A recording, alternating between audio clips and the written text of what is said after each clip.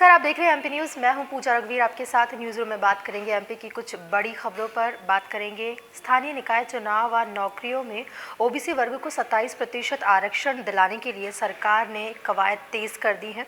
वहीं मुख्यमंत्री शिवराज सिंह चौहान ने सोमवार को बड़ी बैठक बुलाई है। इसमें सुप्रीम कोर्ट में पक्ष रखने की रणनीति बनेगी। वहीं ओबीसी आरक्षण के मामले में सुप्रीम कोर्ट में 17 जनवरी को सुनवाई होगी। ओबीसी वर्ग की 51% आबादी को साधने के लिए सरकार कोर्ट में आंकड़े पेश कर दावा मजबूती से रखना चाहती है। वहीं बैठक में बीजेपी पिछड़ा वर्ग मोर्चा के अध्यक्ष भगत सिंह कुशवाहा, पिछड़ा वर्ग आयोग के अध्यक्ष गौरी शंकर बिसेन सहित इस वर्ग के मंत्री मौजूद रहेंगे। सरकार ने पिछले 2 पंचायत चुनाव में सामान्य सीटों पर जीते ओबीसी उम्मीदवारों की जानकारी भी इसमें जुटाई है। वहीं बैठक में इस रिपोर्ट पर मंथन होगा। वहीं अल्पसंख्यक एवं अन्य पिछड़ा वर्ग कल्याण विभाग ने सभी कलेक्टरों को पत्र लिखकर इसका ब्यौरा मांगा था। इससे पहले पंचायत एवं ग्रामीण विकास विभाग ने सभी कलेक्टरों से ओबीसी वोटरों की जानकारी बुलाई थी। वहीं जानकारी के मुताबिक 7 जनवरी तक मांगी गई जानकारी के बाद अब तक दर्जन भर जिलों ने इसकी रिपोर्ट भेजी है। बाकी रिपोर्ट सोमवार तक आने की उम्मीद जताई जा रही है। उधर पिछड़ा वर्ग आयोग 29 जिलों में इस वर्ग के सामाजिक आर्थिक विकास को लेकर बैठक कर चुका है।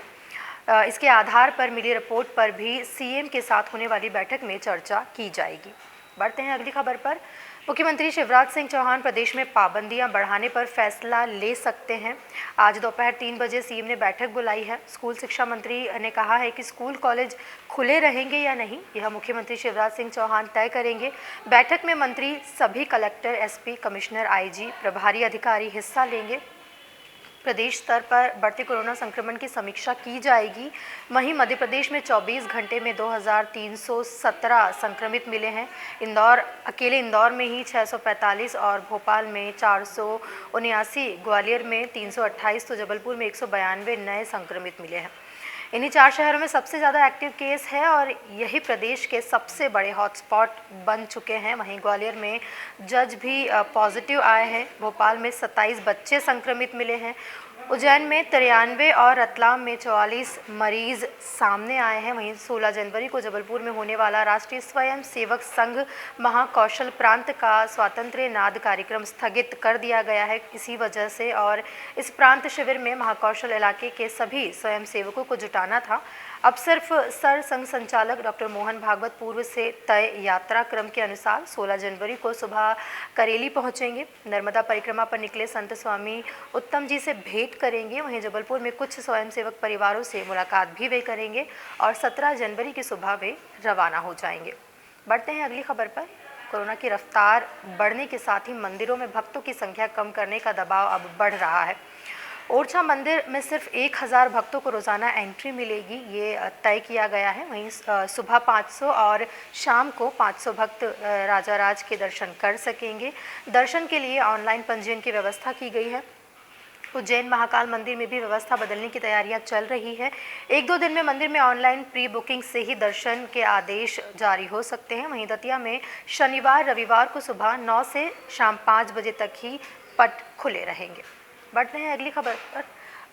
लगातार 3 दिनों से जो है बारिश और ओलों ने किसानों की कमर तोड़ दी है। खेत से लेकर अनाज मंडी तक किसानों को नुकसान उठाना पड़ रहा है। शिवपुर के कोलारस में खराब फसल देखने गए कलेक्टर और पूर्व विधायक के पैरों में गिरकर किसान रोने लगे। कुछ इस तरह की स्थितियां किसानों के लिए बन चुकी है। वहीं बर्बाद फसल दिखाकर मुआवजे की मांग की गई है। वहीं रायसेन में भी ऐसा ही वीडियो सामने आया है।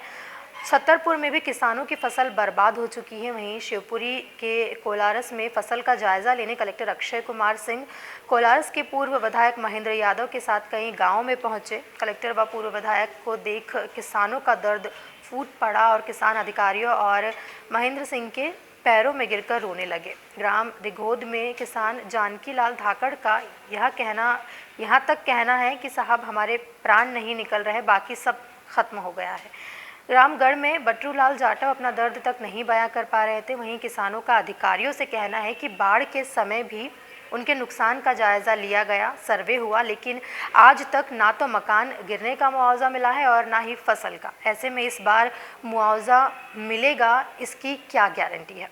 ये बात किसानों ने अधिकारियों से कही। बढ़ते हैं अगली खबर पर। बॉलीवुड एक्ट्रेस कैटरीना कैफ अपनी डाइट को लेकर मूडी है। इसमें किसी तरह की वे लापरवाही नहीं बरतती हैं। उन्होंने अपने शेफ़ को भी शनिवार को इंदौर बुला लिया है। कैटरीना कैफ इस वक्त इंदौर में मौजूद है और शनिवार को उन्होंने अपने शेफ़ को जो है इंदौर बुला लिया है। उन्होंने अपने शेफ़ के हाथों से तैयार खाना ही खाया। वहीं सारा ने शनिवार का समय अपनी माँ अमृता के साथ बिताया। अभी शनिवार सुबह यहाँ पहुँची थी। कैटरीना अपने पति विक्की कौशल से मिलने इंदौर आई है। उन्होंने अपने शेफ़ को भी यहाँ बुलवा लिया है। उनके लिए ब्रेकफास्ट से लेकर इवनिंग स्नैक्स, डिनर और डाइट फूड भी वो अपने शेफ़ के द्वारा ही बनवा रही है। शनिवार को दिन के ज़्यादातर वक्त कैटरीना जो है अपने होटल रूम में ही रही। सिर्फ लंच के लिए वे सारा के साथ कुछ देर होटल रेस्टोरेंट में आई थी। वहीं कैटरीना ने करीब 1 घंटे विकी और सारा की प्रोडक्शन टीम के साथ बातचीत की। वहीं इंदौर में रविवार को विकी कौशल की राजबाड़ा और उसके आसपास के इलाकों में शूटिंग होनी थी। टीम ने यहां पहुंचने के पहले सुरक्षा व्यवस्था और भीड़ से दूरी बनाने के लिए व्यवस्था देखी। यहां जो है कोरोना के चलते कैटरीना कैफ के शूटिंग में नहीं आने की बात कही गई है। वह दिन भर अपने होटल रूम में ही रही हैं। वहीं दोपहर में जो है एक फ़ोटो कैटरीना और विकी कौशल ने शेयर किया है। ये जो फ़ोटो है ये 1 महीने पहले यानी पिछले साल 9 दिसंबर 2021 को राजस्थान के सिक्स सेंसेस फोर्ट में शादी के बंधन में बंधे थे। 9 जनवरी को अपना 1 महीना जो है शादी का कैटरीना और विक्की पूरा कर चुके हैं। इसकी खुशी जाहिर करते हुए उन्होंने ये फ़ोटो जो है अपने सोशल मीडिया पर शेयर किया था। बढ़ते हैं अगली खबर पर। इस बार देरी से विदा हुए मानसून के बाद अब ठंड में मौसम बारिश जैसा बना हुआ है। बादल छाने और गरजने के साथ सर्द हवाओं का दौर जो है बना हुआ है। साथ ही सोमवार का दिन भी अधिकतम तापमान 19 डिग्री सेल्सियस रहा, जबकि शाम को तेज़ हवा के साथ रात का जो है 7 डिग्री सेल्सियस रहा और रात जिसमें कि काफ़ी ठंड रही। मौसम विभाग ने अगले 1 हफ्ते तक 8 से 9 डिग्री तापमान गिरने की संभावना भी जताई है, जिससे कि सर्दी लगातार बनी रहेगी। इन दिनों शहर के कुछ एक हिस्सों में हल्की फुहारें भी हो रही हैं। पिछले साल 18 जून को आया था और 10 अक्टूबर को विदा हुआ था मानसून, लेकिन इस प्रकार से बीच बीच में बादल छाने के साथ मौसम बदल रहा है। वहीं बारिश कि मौसम का एहसास ये ठंड का मौसम अब कराने लगा है। वहीं सोमवार के दिन में धूप के साथ हल्की ठंड भी थी और फिर शाम को बादल छाने के साथ सर्दी बढ़ चुकी थी। वहीं मौसम वैज्ञानिक जो है उन्होंने बताया है कि मंगलवार सुबह मामूली धुंध थी, लेकिन 500 मीटर से ज़्यादा पर विजिबिलिटी नहीं थी। पिछले 2 सालों से जनवरी के पहले हफ्ते में मौसम सर्द ही हो रहा है। इस दौरान दिन का तापमान 21 से 23 डिग्री से व रात का न्यूनतम 10 से 11 डिग्री सेल्सियस के बीच रहा है। इस बार जनवरी में शनिवार रात को ये पारा जो है 11.7 डिग्री पर आया, जो सामान्य से 1 डिग्री ज़्यादा रहा। बाकी दिनों में रात का तापमान 13 से 15.4 डिग्री तक रहा। मौसम विभाग ने अगले 1 हफ्ते तक आसमान साफ रहने के साथ अच्छी खासी ठंड रहने की संभावना भी जताई है। ये थी कुछ महत्वपूर्ण खबरें। बाकी खबरों के लिए आप बने रहे MP न्यूज़ के साथ। नमस्कार। MP की नब्ज, MP का हाल, मध्य प्रदेश की हर खबर MP न्यूज़ TV के साथ। लगातार खबरों के लिए सब्सक्राइब करें हमारा YouTube channel MP news TV। Latest updates के लिए बेल आइकन दबाना जरा भी न भूलें।